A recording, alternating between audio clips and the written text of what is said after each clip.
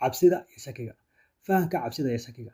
Cabsidu waa dareen dabiici ah oo qofka ku abuurta taxaddar, laakiin mararka qaar waxay naga hor istaagtaa horumar iyo fursado. Shakigu wuxuu horseedaa inaynu gaari kari weyno go'aano wax ku ool ah iyo kalsooni. Maxaa ku cabsi gelinaya? Si aad uga gudubto cabsida, marka hore faham waxa ku cabsi gelinaya, sababta uu ku cabsi gelinayo. Qorshe samee. Haddii aad cabsida ku wajahdo tallaabooyin yar oo la maamuli karo, waxaad si tartiib ah u dhisi kartaa kalsoonida naftaada. Fikradda beddel. Haddii aad halkii aad odhan lahayd waan guuldareystay, isku day kadib ku beddel waxaan bartay cashar muhiim ah oo iga caawinaya guulaha mustaqbalka. Taageero raadso. La hadal qof aad ku kalsoon tahay, akhri buugaag dhiirigelina ama raadi tusaalayaal dad horumaray oo cabsidii ka gudbay.